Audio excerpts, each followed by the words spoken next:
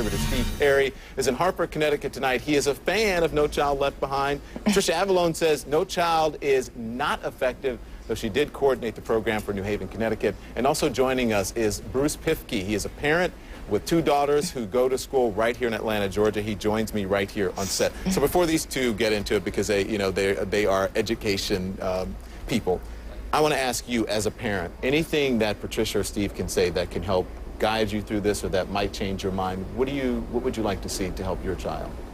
Well, I think, number one, 11 years ago, I started off just reading to my daughter's kindergarten class. And that's when I learned that being involved as a parent can make a difference. I also learned that great teachers and great principals make all the difference in the world. So anything that reinforces that model to get better teachers and better principals in school, I think is heading in the right direction. Okay, listen, I'm going to ask Patricia this. Many critics of No Child Left Behind say it is too results-oriented. Does this Obama plan really present a different option or sharpen that in any way for you? I think from everything I've heard about what the president is saying, that he's going to take the best points of the No Child Left Behind. I think he is going to change the name, and he's going to make it address the issues that are not just addressing math, reading, and science. For years, for the last 8 years in education, we've been taking an awful lot of time drilling in math, drilling in English, and just recently we added science into that, but to the detriment of all the other programs that enrich the lives of children. Art, music, PE, many of those things. Kids don't have recess many times. Kindergartners are learning how to do bubble sheets when they're 5 years old. And I want to say one thing right now. I'm not saying that No Child Left Behind doesn't have great points, so I want to clear that up. There's two wonderful points that I really like about it. But what's happened, as with any other program, we've lost it somehow, the orchestration and the choreography along the way, and the pressure that it's put on schools. That's the detriment, as I see it. And Ms. Avalon, that's my next question was going to be, if you didn't think it was effective, then why did you coordinate it in New Haven, Connecticut? And I guess your answer to that would be there were some points to it that you did agree with and you thought were working. Yeah. Okay.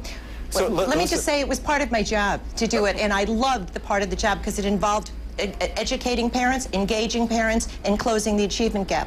I was very proud of the work we do in New Haven. Okay, so Steve, why do you think the Obama plan is the wrong way to go? Is it just the rebuke, you believe, of the Bush administration? Well, I don't know that anyone knows exactly what the Obama plan is just yet, so it's unfair to say that I'm against it or for it.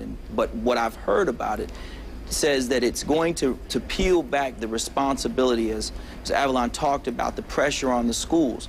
The point of No Child Left Behind is simply that, to establish a standard by which every single child will be measured, and that their performance is what determines whether or not a school is an effective school. I have a deep problem with anything that goes in the opposite direction of that. If a school cannot, for 6 years, serve the needs of children, for God's sake, why are we leaving it open? How do we even call it a school? All we can call it is a building with employees. Until such time as we begin to put children's needs above all else, until we begin to give them the options that No Child Left Behind actually called for, what I had expected was that this president would go one step further and say, now that we found so many schools are performing horribly, we need to find more options. We need to look honestly at vouchers. We need to look honestly at other choices. Okay. But to go in any other direction is the wrong way. Okay, and Steve and Patricia, I have to tell you, I always tell you guys, we want to get a lot of points in, so if we can keep them a little bit more concise so that we get all these points in. And plus, we want to let Bruce in. We didn't hear any mention. We heard Steve say, until we put the child's needs above everything else, and we're never going to get it right. I didn't hear anyone say, and not to say that they're not thinking about it, but what about parental responsibility in all of this? Instead of someone saying, we've got to overhaul our education system, what about you as a parent? Do you feel a responsibility there? Absolutely. I mean, I think parents have to be responsible. They have to be involved in the schools if we're going to raise the standards. There has to be accountability, yes, but I think, No Child Left Behind, the problems, hopefully they're fixing them. The problems were really, good schools were being punished, and other schools that weren't achieving the results they should probably were slipping through. So I want to ask Patricia, Newsweek recently said it's time to fire all the bad teachers. Have the teachers become scapegoats, and would the Obama plan, you change that at all? Who are you talking to? I'm talking to you.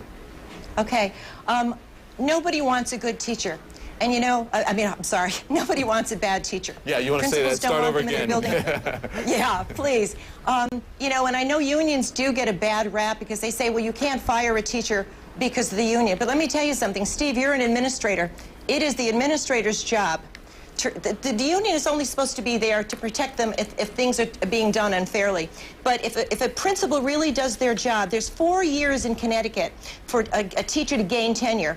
If a principal doesn't know in 2 years that that teacher is not making it, then it is up to that school district and that leader to ask that person to leave without any questions asked. But the unions always get blamed for that. I'm going to let Steve respond, but I hear the dad here saying, the parents saying, absolutely. So Steve, respond, because listen, the criticism has been by some, hang on, I'm going to let you respond, is that the Obama plan panders to unions. So respond to what she said.